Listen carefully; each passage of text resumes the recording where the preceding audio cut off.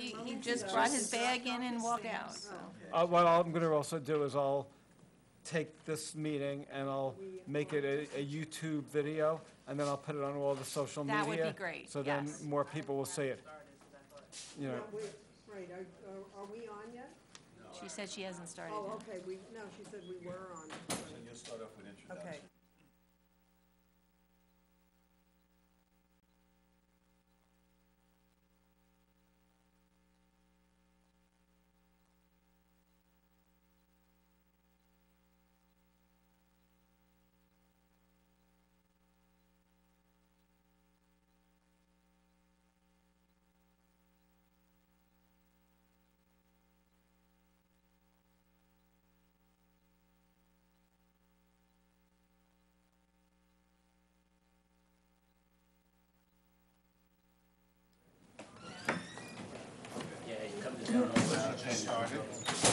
And today is September 10th. Okay, so the first item is the census. And Ellen, since you've been involved in this, do you want to start the meeting? Sure. We have here the representatives, Commissioner Norma Drummond, who is Commissioner of Planning for Westchester County, is also the liaison. Is that the term for the titular head of the Complete Count Committee for Westchester County? I'm an ex officio member of the county. Ex officio member. Yes. And Blanca Lopez, who works for the County Executive's Office, and Ted Linebeck, also who's head of the... He's our census planner. The census planner.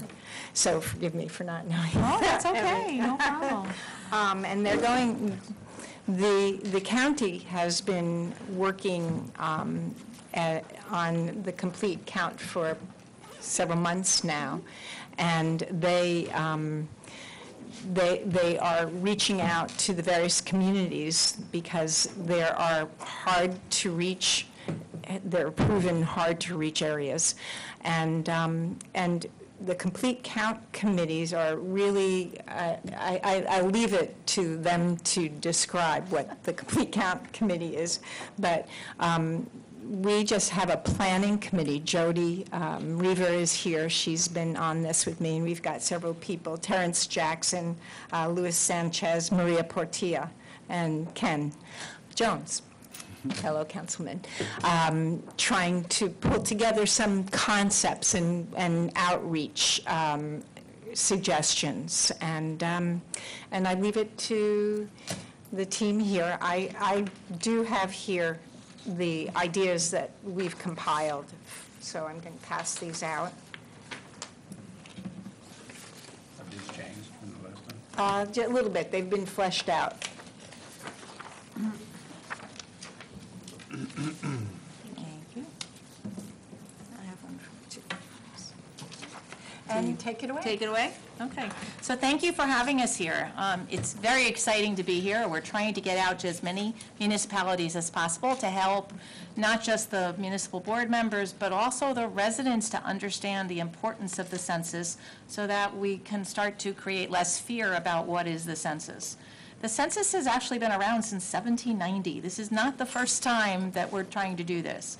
There is a legal constitutional obligation for the country to do a census. And there's many, many uses of it. So what I'd like to do is have Ted Linebeck, our census planner, to actually take you through a presentation and I do understand from the supervisor that you will be taping this and that you'll be able to show this later, because we will take you through census terminology, we'll take you through what the census is used for, and just the benefits of it for everybody, and then the time frame of it, because census date is actually April 1st, 2020. So one would think, well, you're 7 months away. Why are you worrying about it now? We've been hard at work at this for over a year already, reviewing addresses and to make sure that everybody gets the information they need to be able to complete the census. So what we'll do is have Ted take you through his presentation, and then we can talk about complete count committees themselves and what we're trying to do at the county level and then with the local municipalities. So Ted. Sure. Just to start things out, why is the census so important? Well, as Norma mentioned, it's mandated by the U.S. Constitution. And one of the reasons that we have to do it is for apportionment every year, or every decade, rather. So it's projected that New York State will lose 1 or 2 seats in the House based on that 2020 result. But also then, beyond the apportionment of representatives in each state, at the local level, redistricting, the idea of one person, one vote, county districts, city districts, all sorts of other, really stuff that's integral to our democracy. The idea of one person, one vote means every district has to be roughly equal in population. So we have to know how many people are living in different areas. Beyond that, the example is $400 billion across 26 different federal agencies that are grants based on, distribution on population within a certain area. So that, ranges from education, healthcare, infrastructure, it really runs the whole gamut. And census data guides both public and private sector decision-making. So the result of this data actually, is lasting for that next decade. And then lastly, the decennial census is the basis of all sorts of other data sets. So for instance, the American Community Survey, which we'll talk about in a minute, or data from HUD, the low-mod data that's used for HUD CDBG eligibility. The base population data is the decennial census. The decennial census is really the only 100% count of the population we have. There is no other way to find out how many people live in other areas. Sometimes I've seen things where the planning department will give estimates, and that's like during the 10 years. Right. How does that work? Yeah, so the Census Bureau themselves actually do Right. population estimates every year between that 10-year period. Their estimate methodology is based on, it's a whole multi-page document. It's based on a number of different, both administrative records, and they use math. They basically do a bunch of averaging. But for instance, they get the birth and death records for the state health departments, and they get the migration data from the IRS and from the responses to the American Community Survey. So yeah, you're right. Every year we get a population estimate, and that goes down to the municipal level. So it's only an estimate, and it's not as accurate. Over the last year, the estimates actually showed a small decline in New York State's population year over year. But that's just an estimate, and they changed the methodology slightly. So the estimates are much less valuable than the decennial. So when the county is giving grants to communities, do they ever base it on estimates, or? No. It's all based on the 10 years? What HUD uses is the ACS data, the American Community Survey data. That's going to take us through. Yeah, but for instance, the sales tax sharing formulas right now, my understanding is we're still using 2010 until 2020, for instance. Then they also put out data after 5 years, right?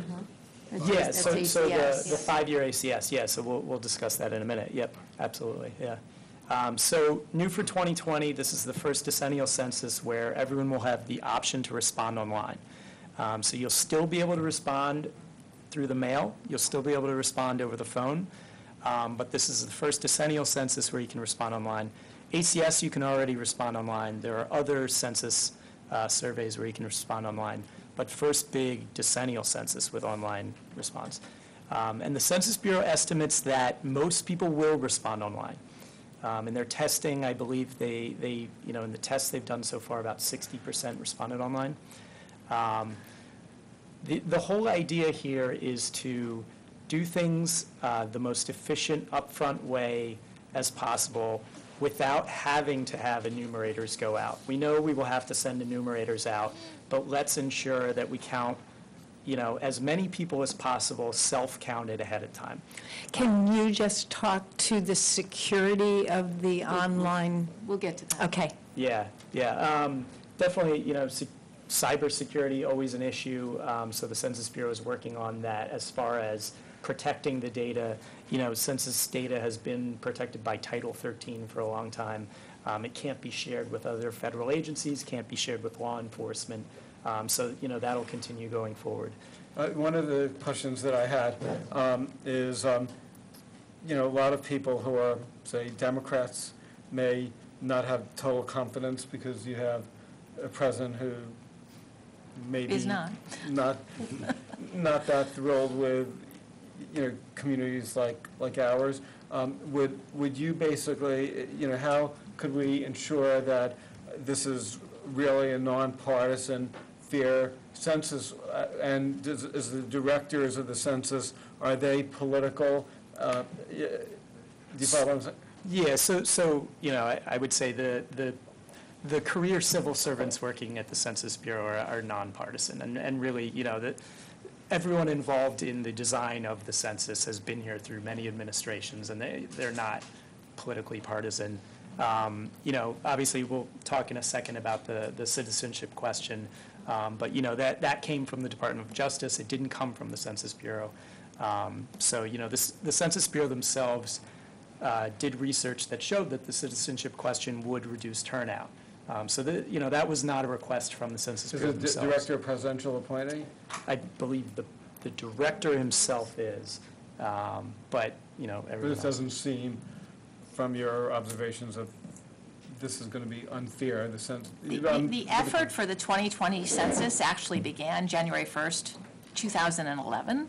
So it's important to understand that this whole process did not start 2017. It really began almost 10 years ago. Yeah. It's such a long lead-in time because all that's involved in pulling together the census and the technology and everything that has to get used to make this an online. What did we learn from the last census? What did the Census Bureau learn? How do we move forward? How do we change? How do we make it better? So again, when Ted says it's career people, he's not kidding. They really did start almost 10 years ago And I just have to pull together this one census. other curiosity question. Are there any statistics as to what percent, in the past censuses, what percent of, say, people, say, in New York actually participate, and what percent generally don't participate? Yeah, so we'll actually talk about the hard-to-count areas in a little bit, but yeah, definitely. Specific to Greenberg, actually. Yeah, We have maps for you of the hard-to-count areas. We brought maps of the hard-to-count areas, and we'll go through that in a minute. Could you also, when you're going through, what is the identifier that's going to be used for each person? Obviously, if somebody does it online, but they also do it through the mail, and then you have an enumerator come by, Yeah. what is it that's being used, and what precautions are being taken so that that's not misused, whatever that identifier is? Because as we all know, that the Social Security number was never supposed to be used for identification purposes. Yeah, And as that far as didn't I work out so well. Yeah, as far as I know, they won't use Social Security numbers in the Census Bureau themselves. They do ask for your name and phone number to follow up, and that's just for a data quality assurance. But all the individually identifiable data, meaning, this person has all these characteristics, that's all sealed off. That's all Title 13. The Census Bureau produces statistical data for open distribution. So how many people live in this area? What are the characteristics of the people who live in this area? As opposed to the individually identifiable data, that's all. It's actually walled off for a long time, but not forever. So for instance, you can look at the individually identifiable data from the 1940 census and earlier. And the idea was, when they set that up, it's basically someone's lifetime. So you can look at, relatives, your grandparents, things like that. But that was my point. Yeah, my so point. what is the protection, though, for the software? So that if I want to respond online, how do I feel confident to do that? Well, yeah, everything's encrypted. Everything is it's something And that you are when you get given. a postcard in the mail next March, I would like Ted to actually get through the presentation because we're Sure. going to cover a lot of this, but you'll get a postcard next March that will give you a specific identifier that is your household unit.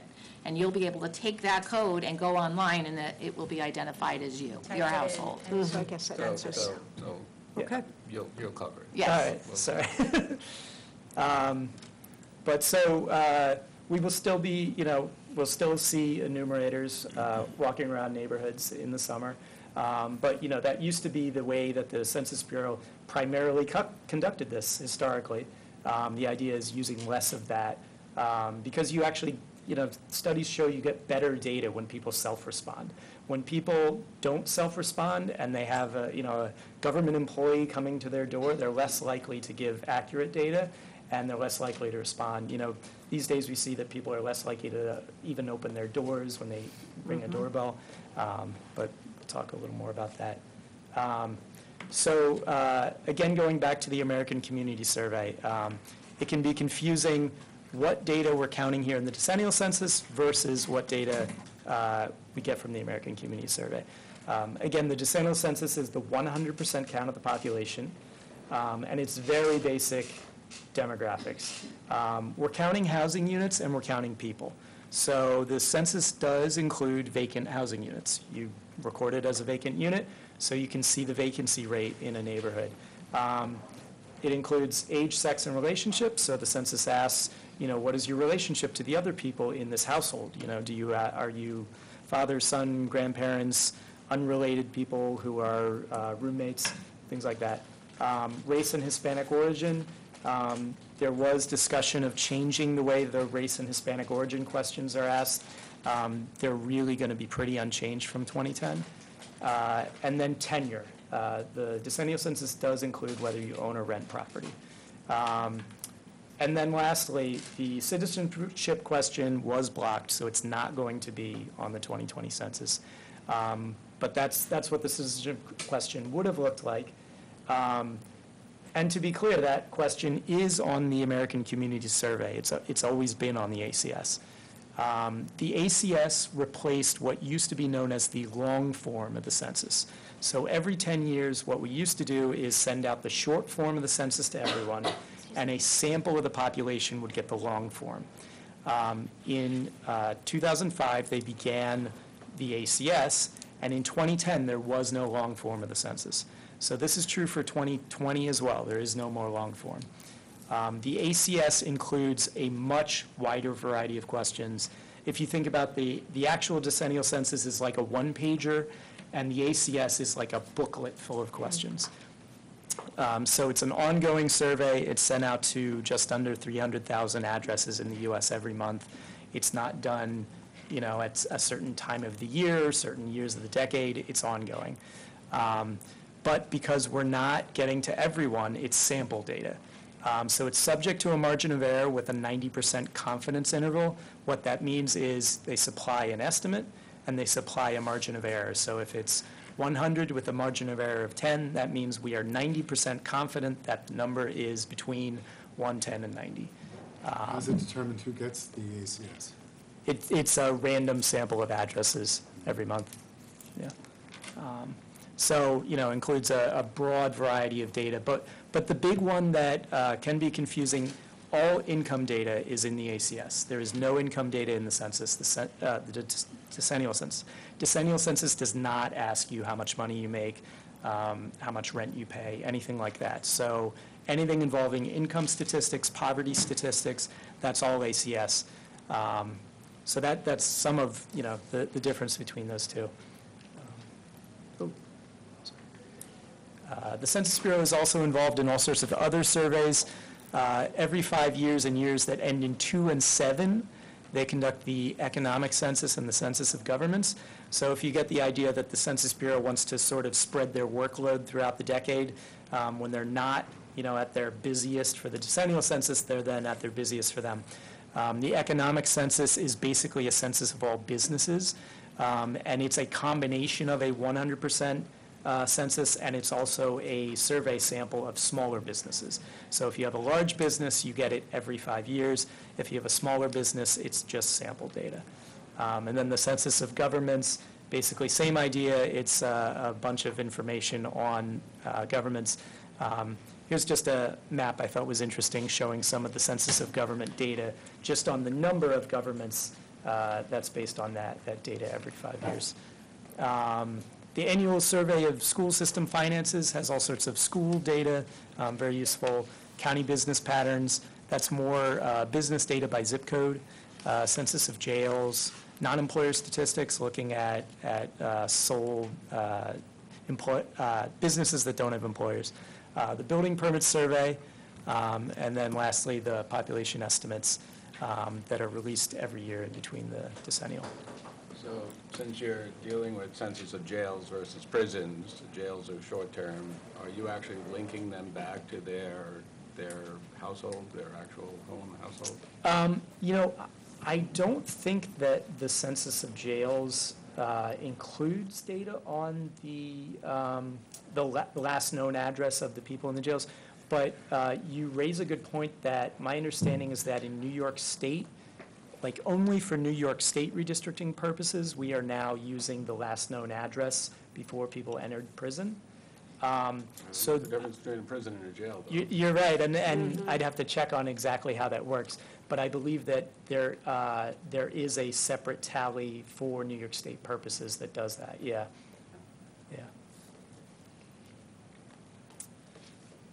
So just to talk about census geography a bit, the Census Bureau created their own custom geographies to talk about statistical areas that are roughly equal in size. A tract is the largest of these three geographies. Within each tract, there are a number of block groups. Within each block group, there are a number of blocks. So a block group has about 600 to 3,000 people. A tract has about 1,200 to 8,000 people. And I will show you an example of these. So a census block is, in an urban context, is sort of, your traditional city block. It's kind of an intuitive concept. When you get in more suburban style areas that have like a hub and a spoke system of streets instead of having traditional city blocks, that's where blocks can actually cover areas that can be fairly large. And the census block is the smallest geography that we have data from the Census Bureau. The Census Bureau does not give us parcel-based data. So that's something that's important to keep in mind. Even if you're thinking of data privacy issues, a lot of people can live in a block, and sometimes we're trying to slice and dice block level data, and it can cover sometimes relatively large areas if you're not talking about older areas that have actual city blocks. Do you find you get more of a response in apartments than residential, like homes? It's absolutely true that there is a lower response rate from renters versus homeowners and multifamily versus single family. Yeah, absolutely. So that's just one of the variables as far as response. And this is rate. everybody who basically doesn't count. If you're a renter and you don't respond, you're basically hurting local government's ability of getting money. Yeah. If there's no follow-up, yes. There's no follow-up. We're And going to make sure that doesn't happen. Right. right.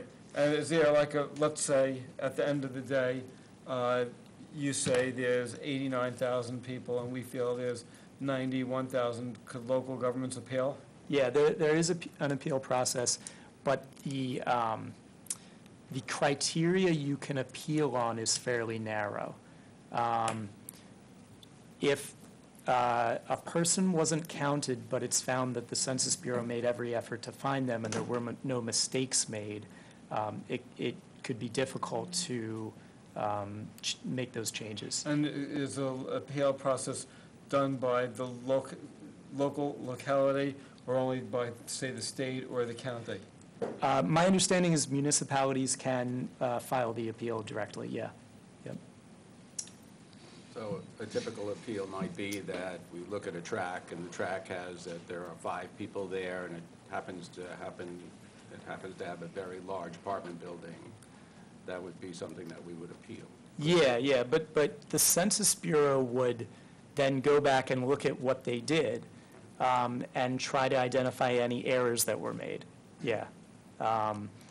But if people just never responded and they were never able to track anyone down, I think it would be difficult to change things at that point. So really the push is to get everybody counted, to get everybody to self-respond, yeah. Before the appeal process, because it Yes. seems like the appeal process is Yep. tainted towards, Yeah. unless they did something wrong, even though it's obvious that there might be an error. Good luck. Yeah, Okay, yeah. we got to get it right the first time. Yep. So again, blocks, block groups, tracts. So every county Tracts are numbered by county, so Tract 1 in Westchester County begins in southwest Yonkers, and the tracts are numbered all the way up. So here are the tracts in Greenberg. You can see some municipalities are so small that they only have one tract. Some, Greenberg obviously has many tracts.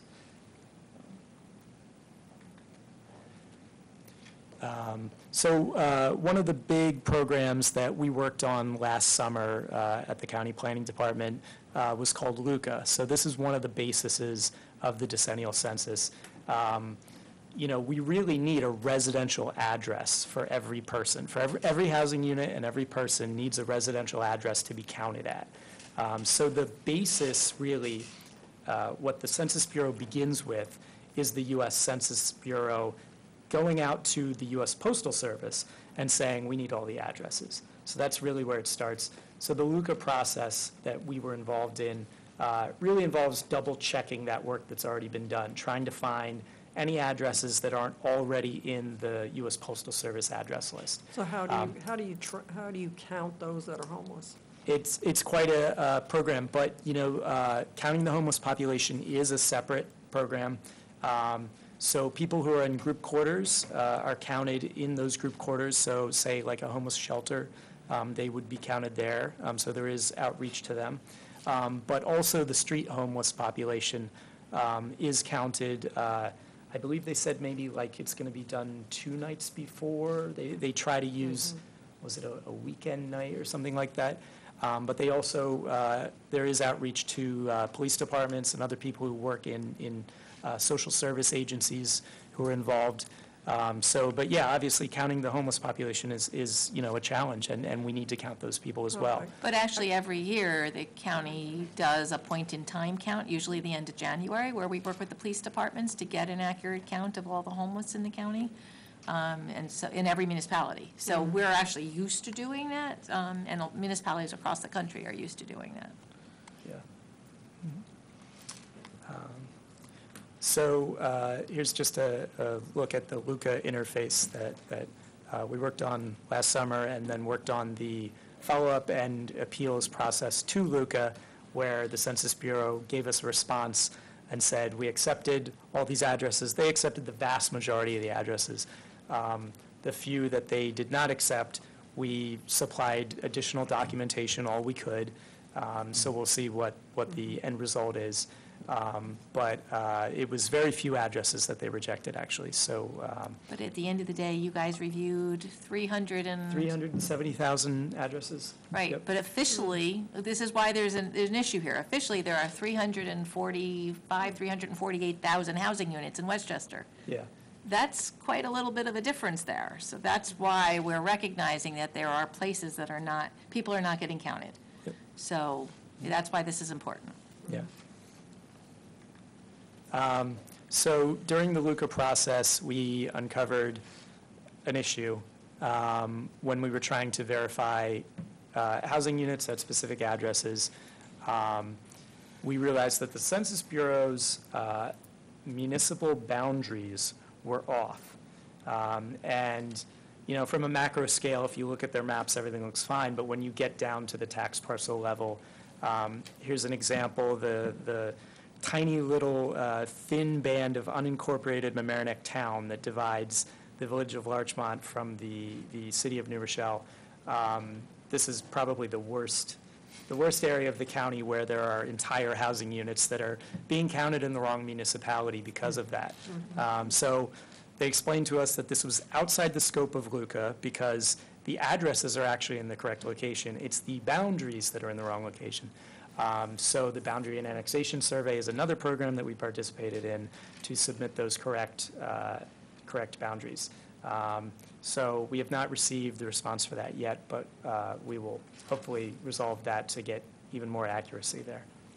Who is actually doing the resolving of the conflict? Because obviously, that's where politics, you would hope, would not play a role, but it obviously could.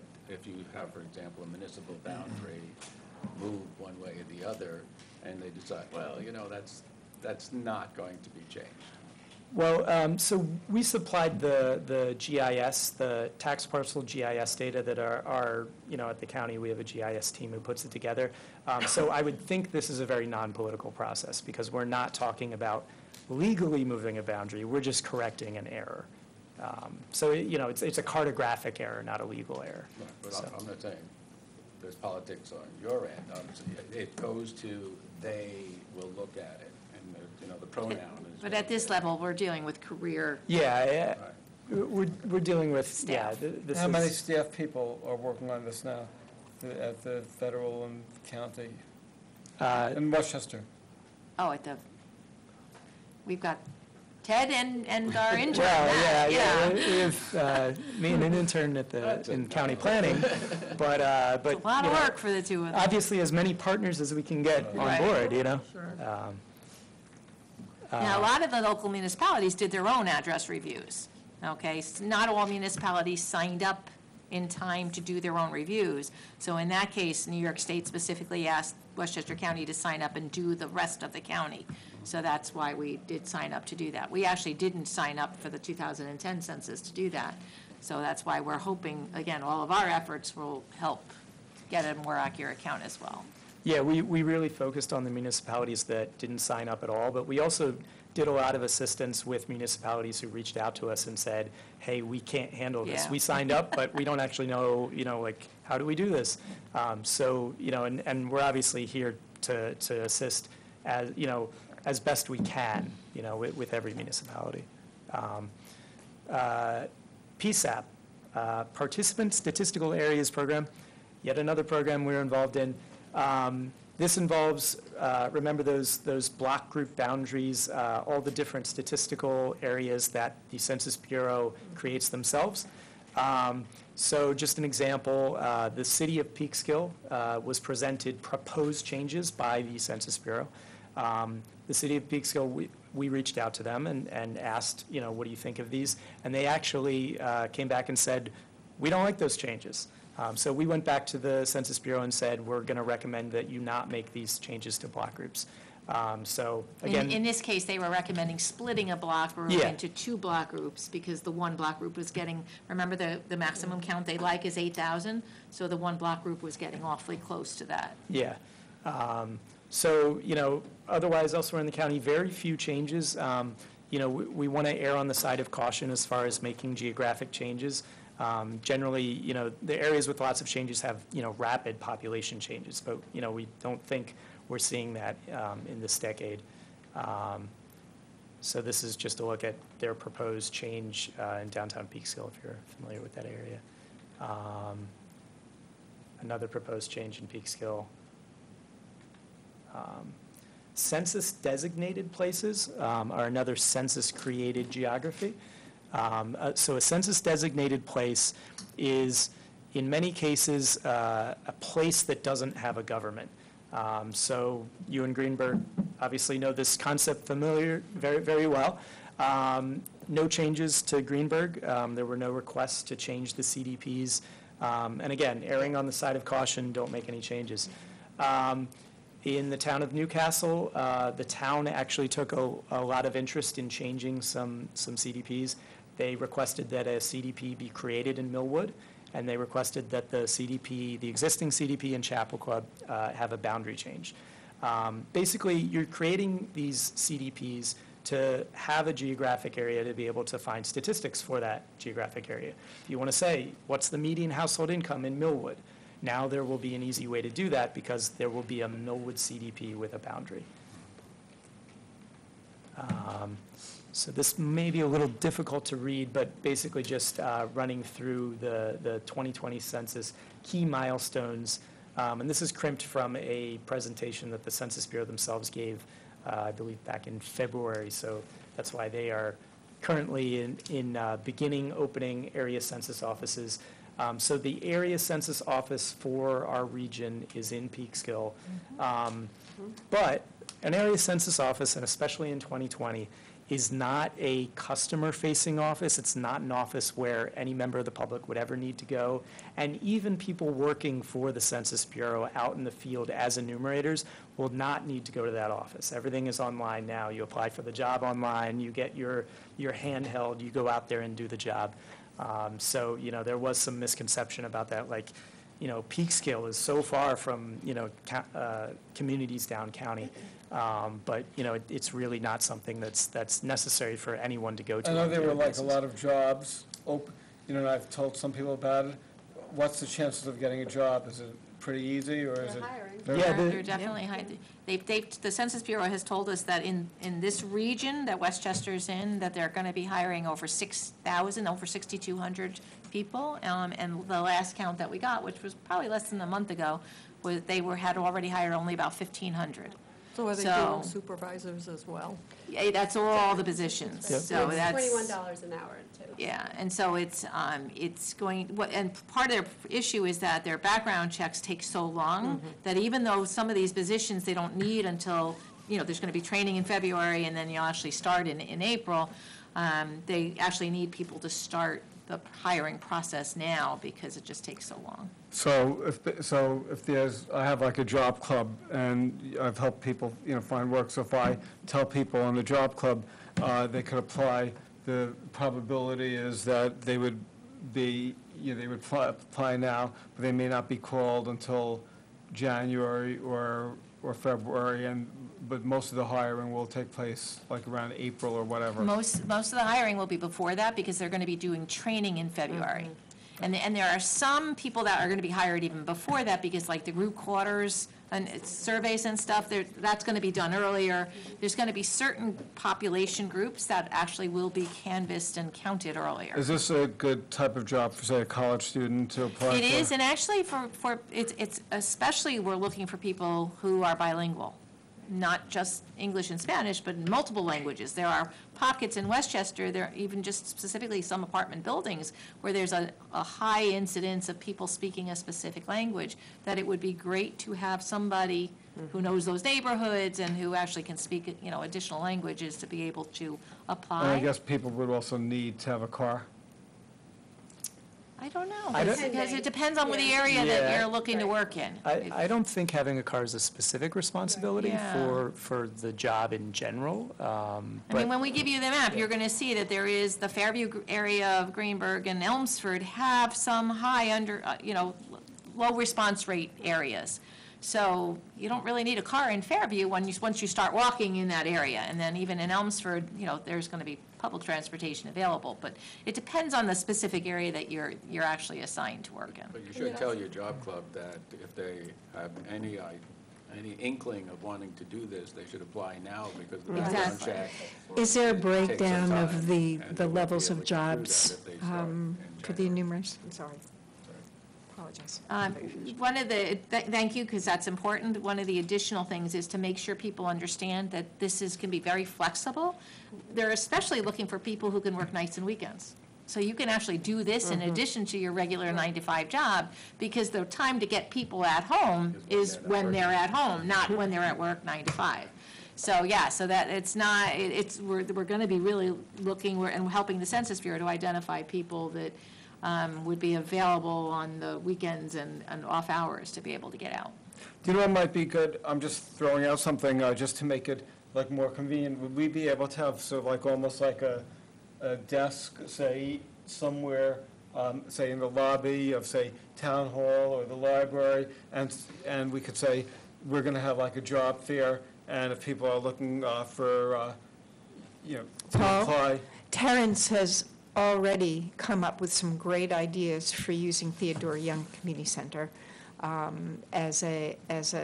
he's got multiple That's great. multiple ideas for that usage, and certainly, I think libraries are You can partner perfect. with the town library as well. Yeah. To do that. Yeah. Because I think there's going to be like a lot of people, it's such a great income even for somebody who's retired or whatever. Absolutely. Right. And it's if- flexible schedules too, like. And they're going to actually need the enumerators, the people going out door to door, and they told us until late July of next year. So even though the count is effective April 1st, They really are going to give people until, at the end of July to collect as much information as we possibly can get. But the data that's going to be coming in, the responses is going to be pretty much live time. So we're going to be able to see as we go along which neighborhoods are having a poor response rate. And so obviously the Census Bureau is going to be able to send the enumerators out to those areas. That's when they'll know better whether people need cars or how they're going to be able to So get there. really, the type of, I'm just sort of like curious, so somebody who speaks 2 languages or multiple languages, they would have like the best, that's like the person that would probably have the best shot at getting one of the jobs. Potentially, but we can't speak to that. Right now, some of the jobs are not like knocking on doors, some of them are just the There's desk all jobs. sorts of jobs, right? And the jobs end sometime at the end of next summer? Many of them will end effective July 31st, but others will be continuing beyond that. And But so the bulk of it will start like around April to July, so it's a very short window, really. February to July, yes. February. Because remember, they have to do training. They're not just going to give people a tablet and say, go knock on the doors. Do they get paid They while they're have to, training? Yes. that's our understanding. So they have to, how do you deal with tough situations? How do you deal with, People's skills will be an advantage. People's skills will be important, yes. So the paper, if I respond on paper, is that then going to be scanned, or are there people who are going to be working on the If you information? respond in paper, it's because you went online and printed it out. You are not going to get a paper form going to your home unless you have not responded to 3 mailings, the Yeah, I first 3 can- mailings. We have a slide in here. And each So- paper has a scan, like a barcode. So Yeah. once the Census Bureau receives your information, it'll be scanned. Because there will be a number yeah. of people who don't, I mean, I think it's in the older population, there are people who don't use computers and don't Correct. have them, so Right. they're not going to. We are actually worried about the senior population. We, already, this Department of Senior Services has several representatives on the county's complete count committee because we are very concerned about the electronic usage by, seniors who don't necessarily have a computer available to them. What type of And- education, I'm sorry. Oh, no, just that one of the suggestions that Terrence made is that he's got a computer lab at Theodore Young. So he would dedicate that to nights or days or certain hours that they're not being used for people to come in and use them. And, he can plan senior nights, for instance, so that they can come. Would the census department give, say, like a community center like ours, if we would make, say, the computers and part of the building available, could we rent it to the Census Bureau? I'm just. Well, this is where your complete count committee Yeah. will play a role in putting together events or activities to bring out people to events to self-report, right? So we were talking before about using the community center, maybe on a Friday night, to have families come in and with the use of the laptops or other computer resources, to be able to fill out their forms online and be guided by an enumerator. I just had one other question, because I see people here from the Human Rights Committee, and a lot of people don't trust, the government, which is like an understatement. The question is, let's say ICE would say, let's say somebody says, let's say they're part of ICE, and they say, I want to apply and become a census enumerator, but they're really trying to knock on doors of communities that house immigrants. Is there any safeguards where somebody, could like undercover, say they're doing this for the census, but they're really trying to get information? Part of the reason that Follow on trend. I do. Part of the reason that the hiring process takes so long is that the federal government is going to be doing background checks. And so I think they're going to identify it if somebody's already working for another federal department. But again, as Ted said earlier on, they're all subject to Title 13. There are federal offenses for sharing any data that is collected during the census. You can be fined and jailed, so Okay. it's, yeah. But, and again, that is where your complete count committee takes a critical role, because you are educating and informing town residents about what the census is, what it's not, what to expect. So I think that plays an important role. So getting back to the schedule, so the first not questionnaires, but just postcards will go out on March 12th.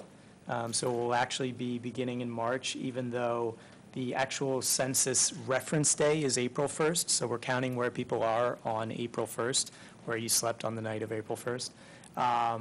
But people will start getting the mailers in March. If they don't respond to that initial postcard, they will get a more official-looking letter. They will then receive a follow-up postcard. This is the third mailer.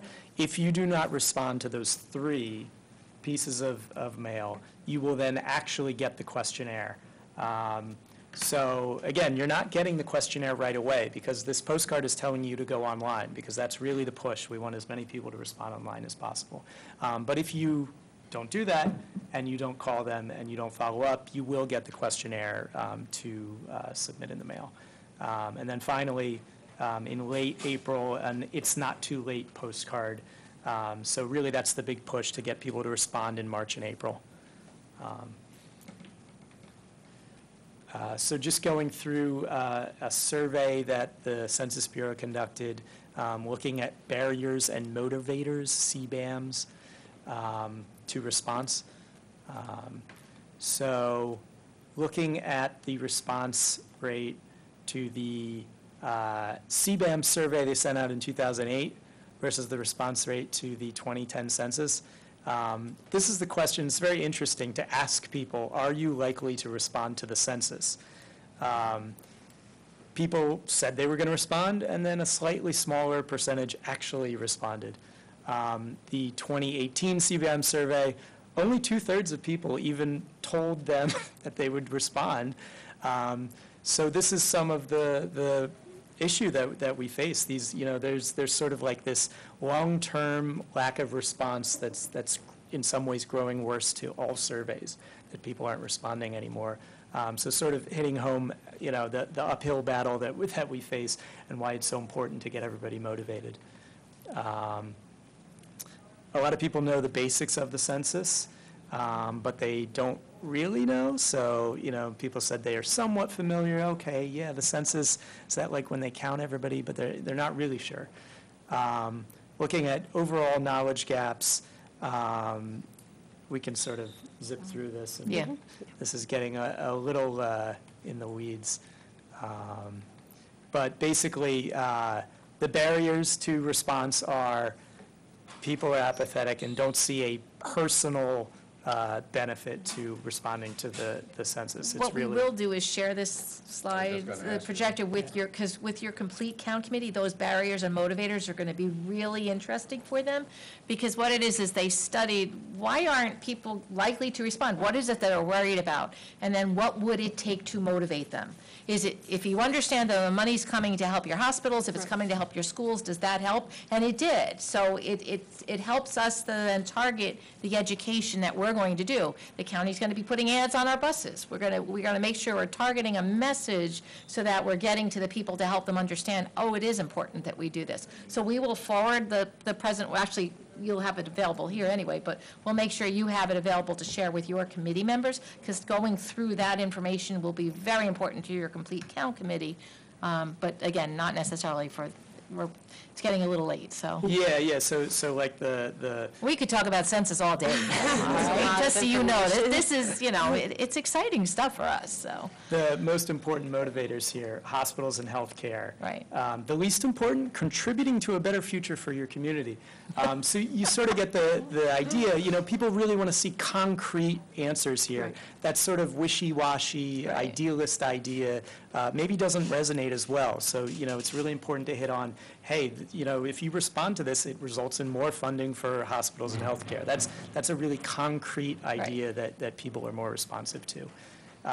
So moving on to the hard-to-count areas in Westchester, there are different ways to slice and dice the data to determine areas that are harder to count.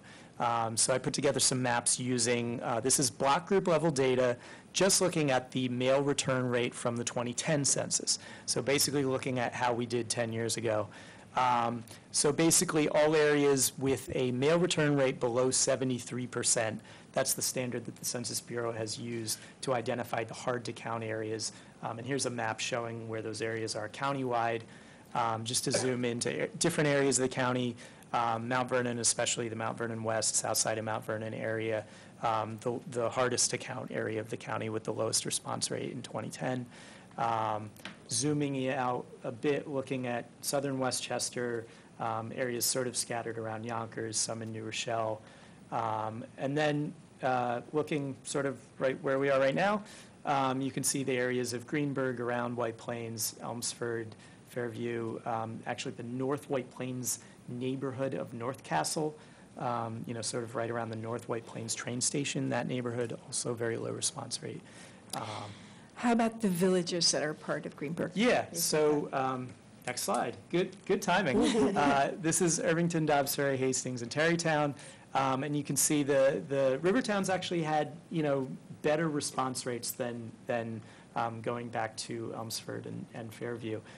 But some, sort of bordering on low response rates in all of these municipalities. So Ardsley did really well. Yeah, Ardsley Ardsley has no areas. responded very well. Yeah, so, that's great.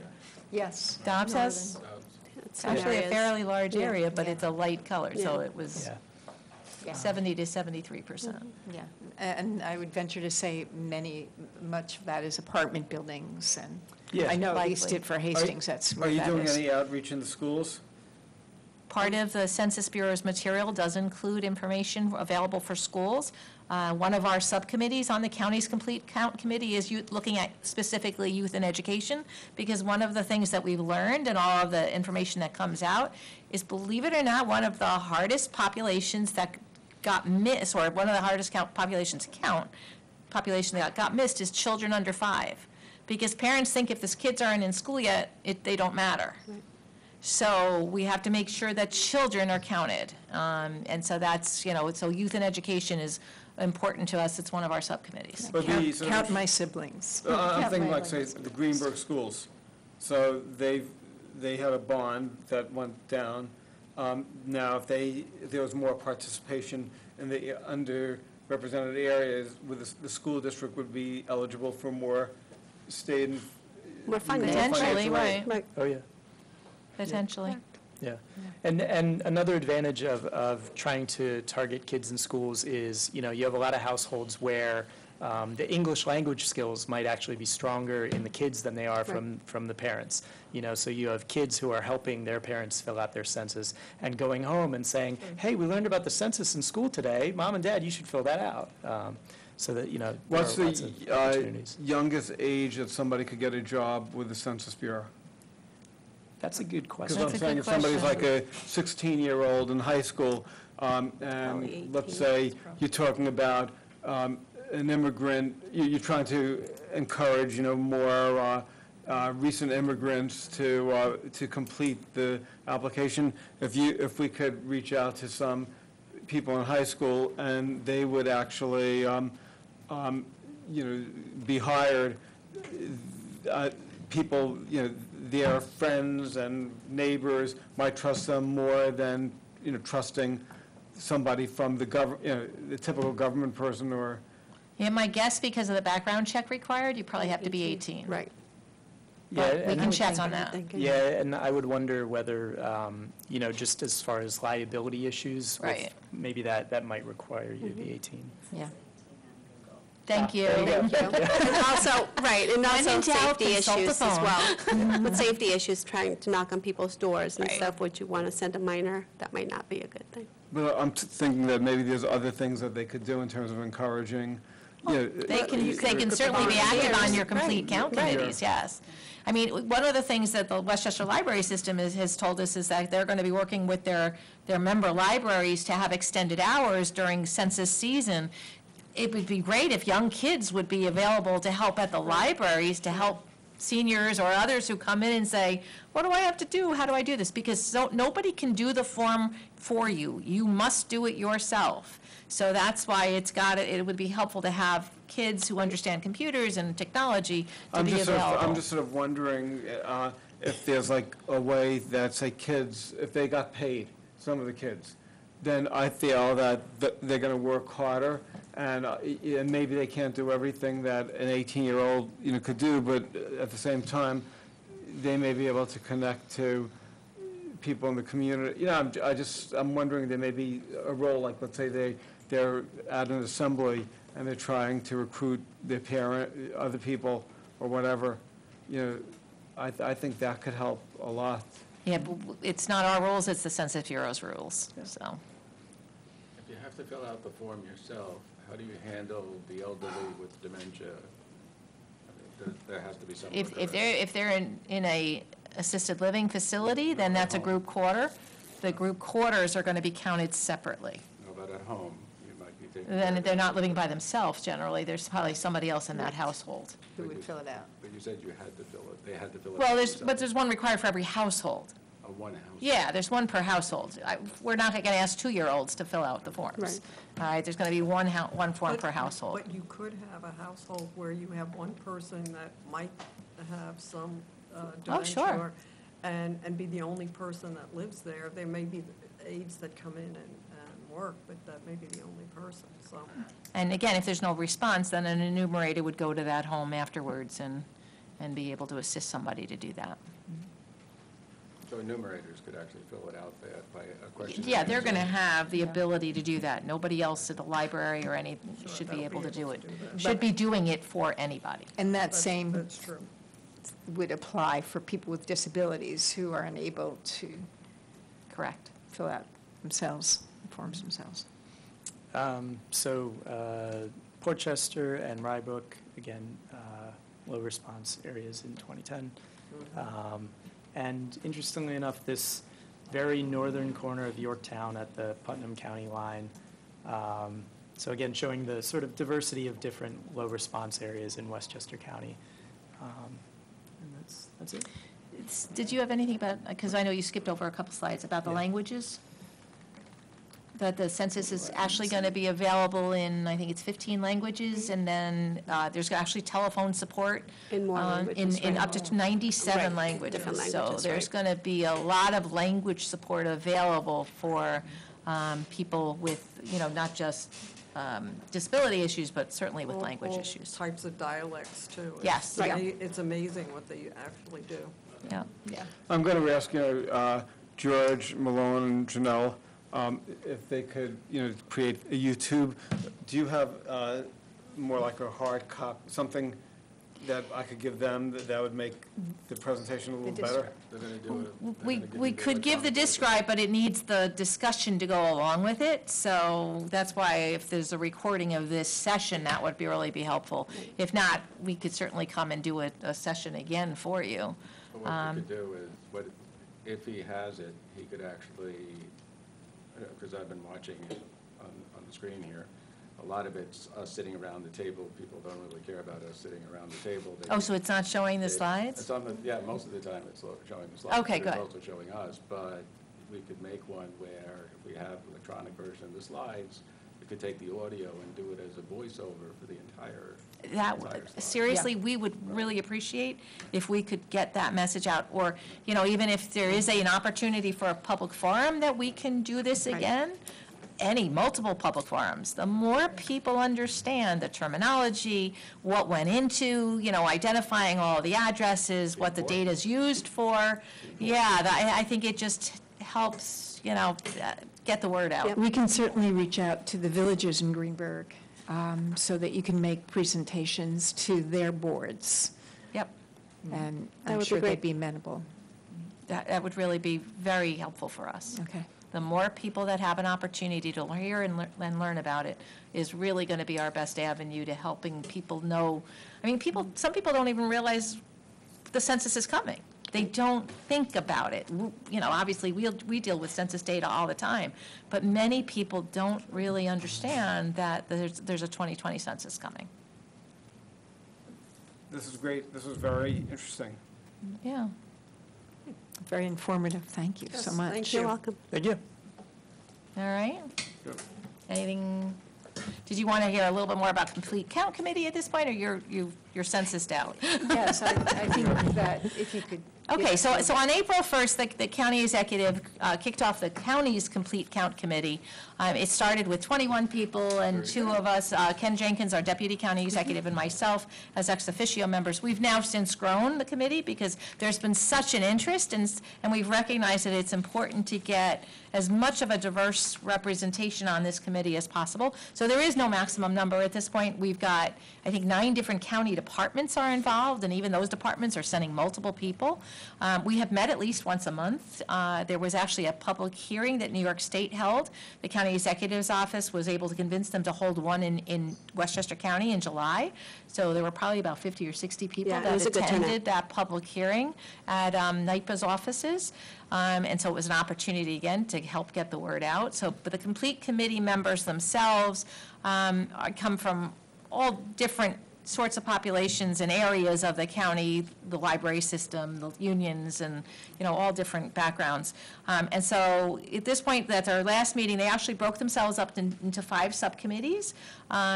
There's youth and education, field operations, technology and communications, a special Not-for-profit, needs, right. a special needs group, and Not-for-profit organizations, civic groups, Yeah. and then the vulnerable populations, which is a special needs group. Right, so understanding that there's going to be some overlap, and that's what we're trying to identify. Who do we need to talk to? Who do we need to get out to? Certainly, youth and education is another one where, the school teachers may not realize the Census Bureau has on their website school curriculums for different grade levels.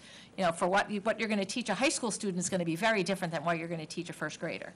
And so the Census Bureau itself has curriculum available online for teachers to be able to incorporate this into their, their different classes. So, we're now starting to talk about advertising. We've adopted a logo for Westchester County for the complete count effort.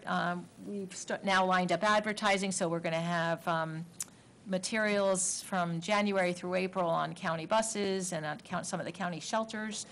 If there's an opportunity for other shelters to have some media advertising, we'd like to know that as well.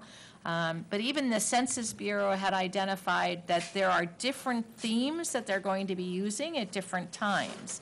And so the ones we're focusing on at this point is going to be like early January to probably the middle of March is motivating people, helping them understand why are they doing what's a census and motivating them to, okay, the census is coming, I need to do that.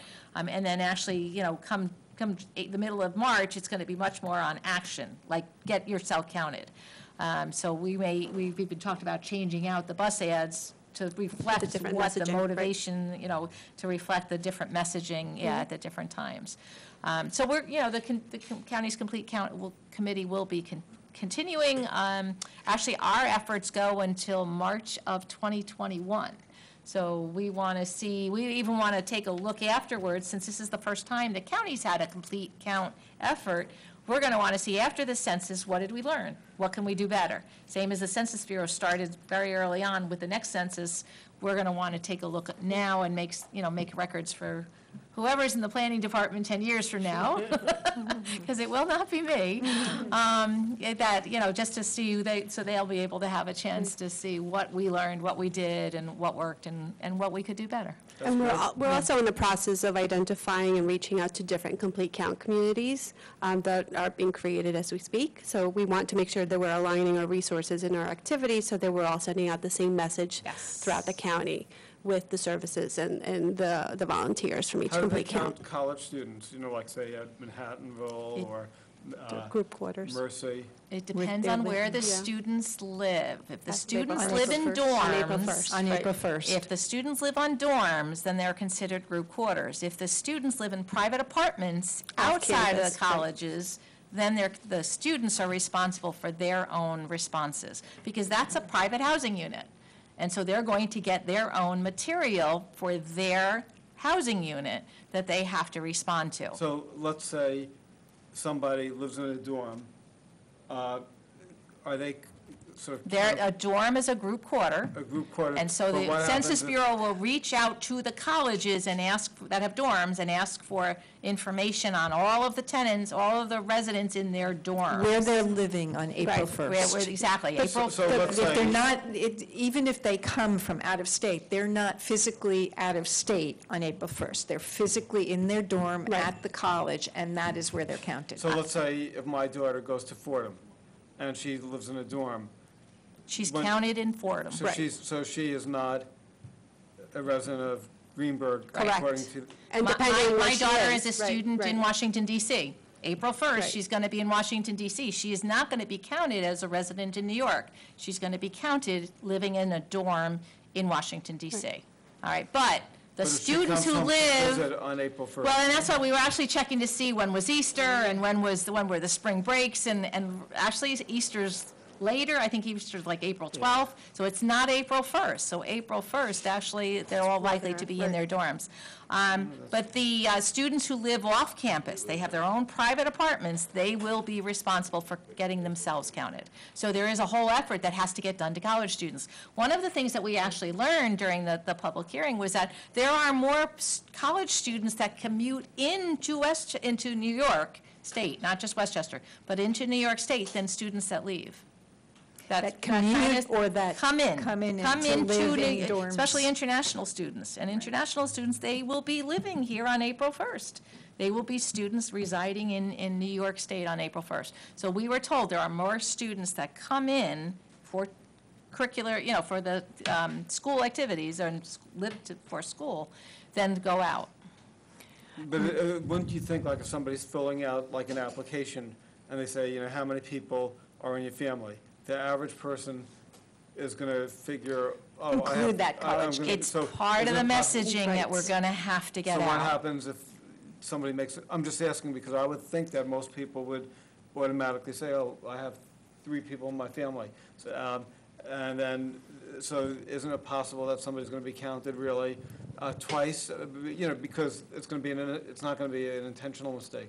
I believe the language on the form actually does state, do not include college students even if they will be coming back here after they're finish their studies, something like that. And the print material is going to be uniform throughout, not only on the forms, but whatever advertising, there's some attempt, from my understanding, at uniformity so that the message is consistent. And the enumerators, that's part of their training, so that the message is consistent. And we can send you a sample questionnaire as well, so Okay. that you know, Yes, yeah, we have what that. to expect and distribute that. Sure.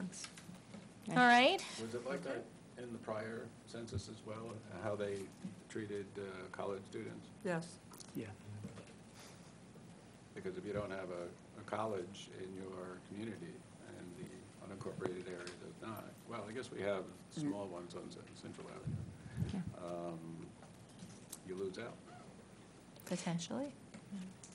And for the record, just so that you know, I know that there are at least 3 Greenberg residents on the Westchester County Complete Count Committee. Good. The map that you gave us, it says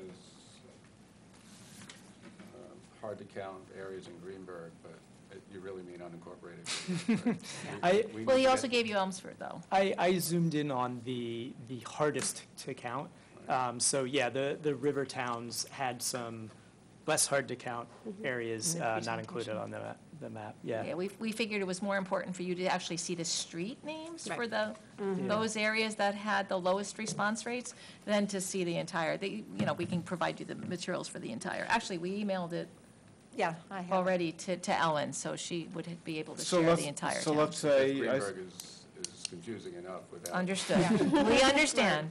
How many towns have 6 villages, right? so would one initiative that might be helpful, let's say there's a hard-to-count area in Greenberg, I'm looking, say, North Everett's Avenue, or Longdale and McLean Avenue, or whatever.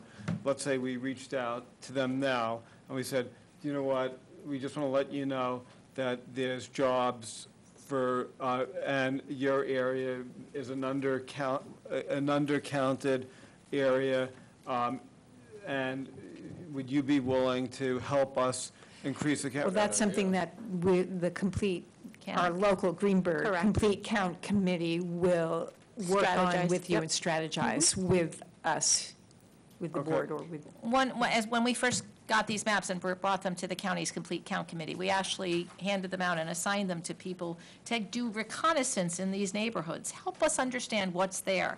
Why might this area have a low response? We can't say that they are undercounted. We don't, in fact, know that. All we know is they had a lower than average response rate, and some of them were significantly, the darker areas were significantly lower than the normal response rate. When we had our meeting of our little ad hoc committee, Jody is on that committee as well, Jody Reaver, and she's going to be an interim chair. But we discussed that, and we decided that we were going to canvass because we were aware of some areas that might be more industrial in nature, and so that would account for the low count. So we thought we would kind of take a look at that. But you know what I'm sort of thinking is like, right now, since there's like there's a number of months of lead time, so I feel that if we basically, this is just a suggestion, I sort of feel if we take like the two areas where there's a real low participation, and we highlight the fact that there's job openings, and really don't focus on the count, say, you know what, there's a census, we just are encouraging you to apply for the jobs. Very good idea. I agree. Because this way we're doing something that people, you know, it's probably a low count area, there's probably higher unemployment there, so there may, like, you know, just 5 minutes before, there was somebody, he's out of work, so, you know, this is an opportunity for him to get a job. And then I sort of feel that we might be able to get all these people. Somebody is but- more likely to respond to a neighbor that they know, Right. who might be out there Do trying. you think the Census Bureau, when they're hiring, let's say we had 20 people from this area applying, do you think they would have a better shot than, say, somebody from, I mean, do we have any control? We don't know. We See, have no that's what control over that's who what they're I feel hiring. Washington- Well, there's so many metrics that they're Right. going to be using too, because they have to do background checks. But So are we able they to might be- flag and say to you, you have like no influence on the We have no hiring? say of- on None that, whatsoever. What I would say is that the Census Bureau is really making a big push, and especially in this area, to get the word out that there are these jobs, because I think so far they have not gotten many people applying. Right. So, you know, I'd focus more on the fact that there are these jobs out here that are empty right now. They want people to apply. You know, that really needs to be the What's push. the buzz out there about? No, the because census? I feel I could really, I feel I could I mean, if I could work with the, you know, committee, I think we could do a really bang-up job in really increasing, you know, the. Your response rate. Yeah, so if you change your mind in 10 years and you're still here, and then you won't have to worry about this. Which we encourage. Yes. You do a very good job. All right? This is great. This is Thank good. you. You all know so where to much. find us. If you Yes. have any questions, really, we'd be happy to come back. If, you know, or as we said, do a presentation at any public forum. The more people understand, The you better know, it the makes sense. better it's Right. going to be for the entire county. So thank you. Do you think we could have somebody from the federal, you know, the? Well, yeah, Mario who reached out to you, is more than chomping at the bit to come and Yeah, we present should as well. really, Yeah. this is great. Good. This is great, thank you. You're welcome. Thank you. Thank you, everyone.